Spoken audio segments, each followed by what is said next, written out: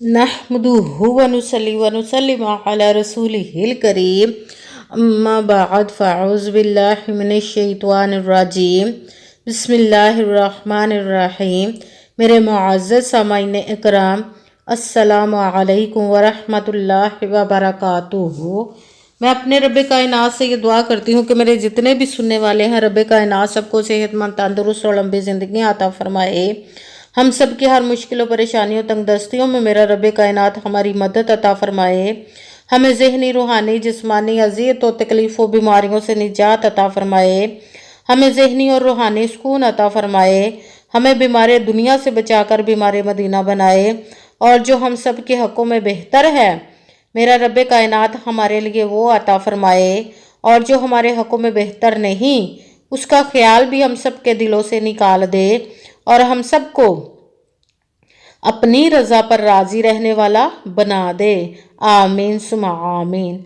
आज मैं जो आप लोगों को सूरह कौसर का वजीफ़ा बताने लगी हूँ, अगर आप दौलत संभाल सकते हैं तो इस वजीफ़े को 11 बार ज़रूर पढ़ लीजिएगा। ये वजीफ़ा किसी भी नमाज के साथ आप पढ़ सकते हैं। आज जो वजीफ़ा है ये गैबी ख़जानों से दौलत लेने के लिए बहुत ही ख़ास और पावरफुल वजीफ़ा है। इस वजीफ़े को पढ़ते ही रब कायनात आप पर दौलत की बारिश अता फरमाएगा। ऐसा दौलत का सैलाब आएगा कि आप अगर संभाल सकते हों तो ही इस वजीफ़े को पढ़िएगा। जो मेरे बहन भाई बहुत ज़्यादा गरीब, मुफलिस हैं, परेशान हैं, लाचार हैं, घर में फाके चल रहे हैं, लड़ाई झगड़े हैं इस वजह से, तो इस वजीफ़े को ज़रूर पढ़ें और पढ़कर आज़मा लें। रब कायनात आप पर करम अता फरमाएगा, मगर यकीन कामिल रख के आपने इस वजीफ़े को पढ़ना है। आप इस वजीफ़े किसी और मकसद के लिए भी पढ़ सकते हैं। आपकी औलाद नहीं उसके लिए पढ़ सकते हैं, आपकी औलाद नाफरमान है उसके लिए पढ़ सकते हैं, आप बीमार हैं या आपके घर में कोई बीमार है उसके लिए पढ़ सकते हैं, आपका घर नहीं, घर खरीदने के लिए पढ़ सकते हैं, आपकी शादी नहीं हो रही या आपके बच्चों की शादी नहीं हो रही, आप पर बंदिश है उसके लिए पढ़ सकते हैं, आपका कारोबार अच्छा भला चल रहा था अचानक से बंद हो गया उसके लिए पढ़ सकते हैं, आप पर बहुत ज़्यादा कर्ज है, उतरने का कोई सबब नहीं बन रहा, उसके लिए पढ़ सकते हैं। मतलब कि इस वजीफ़े को किसी और मकसद, किसी भी हाजत, किसी भी मकसद के लिए पढ़ सकते हैं। ये बहुत ही ख़ास और पावरफुल वजीफ़ा है, बहुत ज़्यादा टाइम भी नहीं लगेगा और हमारी ज़िंदगी के इतने बड़े बड़े मसले रब कायनात के हुक्म से इंशाअल्लाह उल अज़ीज़ हल हो जाएंगे।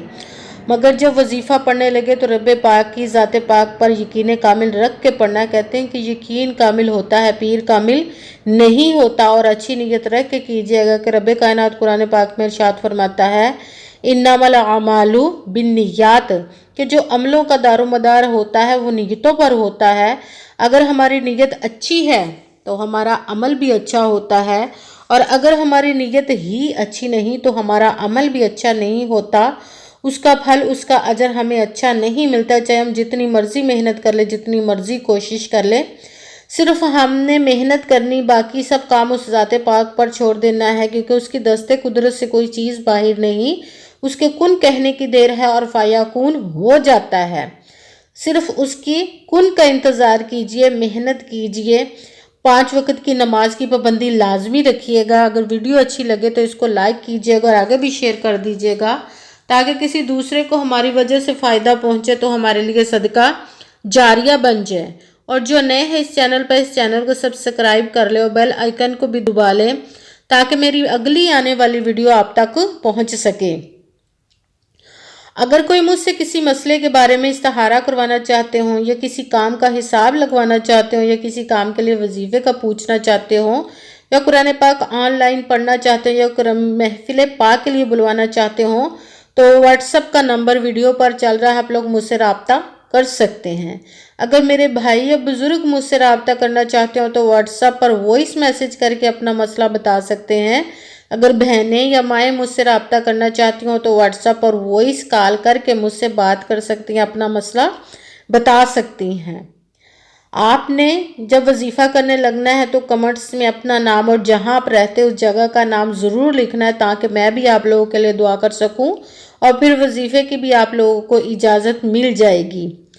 آپ نے پوری ویڈیو کو سن کے سمجھ کے دھیان کے ساتھ توجہ کے ساتھ پھر وظیفے کو کرنا ہے۔ ایسا نہ ہو کہ آپ ویڈیو کو سکپ کر کے چھوڑ کے سنیں اور پھر کوئی بات رہ جائے آپ وظیفہ کرنے لگے اور وہ ٹھیک نہ ہو۔ آپ نے کسی وظیفے میں نہ تو کم کر کے پڑھنا نہ ہی زیادہ بڑھا کر پڑھنا ہے۔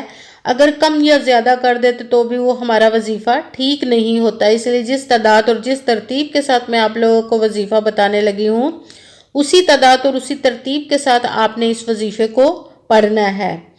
آپ اس وظیفے کو آج کے دن کہیں پر بھی بیٹھ کر پڑھ سکتے ہیں، گھر میں، آفس میں، مدرسے میں، مسجد میں، یونیورسٹی میں، کالج میں یا شاپ پہ، کہیں پہ بھی بیٹھ کر پڑھ سکتے ہیں، کسی بھی وقت پڑھ سکتے ہیں، کسی بھی نماز کے ساتھ پڑھ سکتے ہیں۔ آپ نے جب وظیفہ پڑھنے لگنا ہے بالکل خاموشی، توجہ اور سکون کے ساتھ پڑھنا ہے۔ وظیفے کے درمیان نہ تو آپ نے کسی سے بات کرنی ہے، نہ ہی اٹھنا ہے اور نہ ہی فون استعمال کرنا ہے۔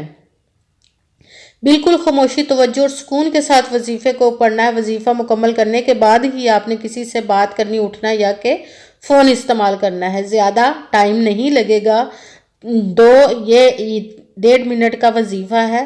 آپ نے بالکل خاموشی کے ساتھ کرنا ہے۔ سب سے پہلے باوضو ہو کر بیٹھ جانا ہے، 1 مرتبہ درود پاک پڑھ لینا ہے۔ کوئی سا بھی درود پاک پڑھ سکتے ہیں، مگر درود ابراہیمی جو نماز میں پڑھا جاتا ہے وہ والا 1 مرتبہ درود پاک پڑھ لیں تو زیادہ بہتر ہوگا۔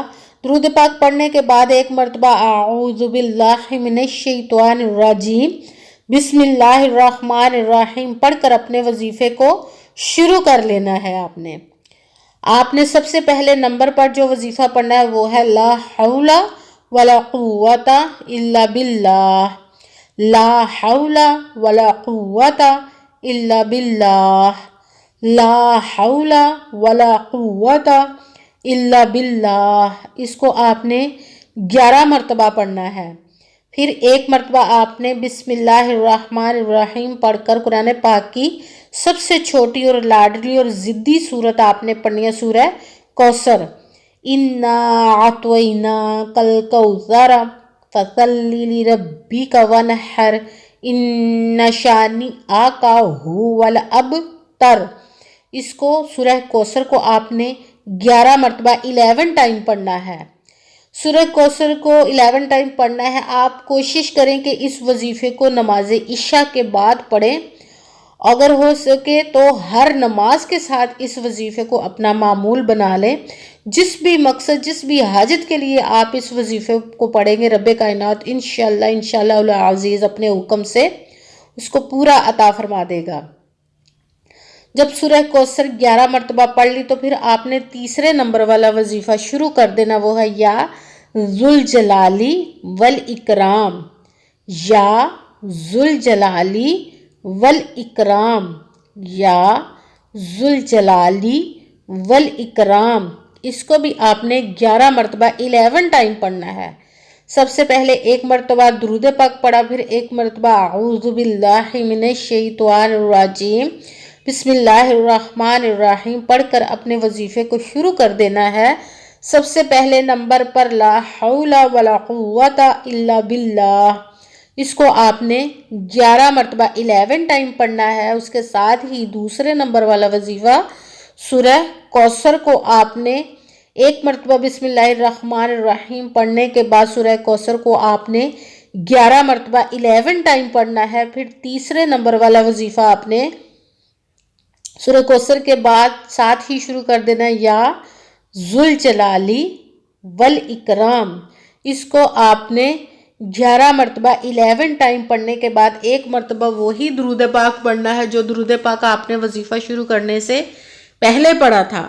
جب درود پاک پڑھ لیا تو اب آپ کا وظیفہ مکمل ہو گیا۔ اب آپ نے دونوں ہاتھوں کو رب کائنات کی بارگاہ اقدس میں بلند کر کے سب سے پہلے اپنے گناہوں کی بخشش کی دعا مانگنی ہے۔ اس کے بعد جس مقصد، جس حاجت کے لیے آپ نے اس وظیفے کو کیا اس کی خوب دعا کیجیے گا، اور دعاؤں میں مجھے بھی یاد رکھیے کہ میرے لیے بھی دعا کیجیے گا۔ جزاک اللہ خیرہ۔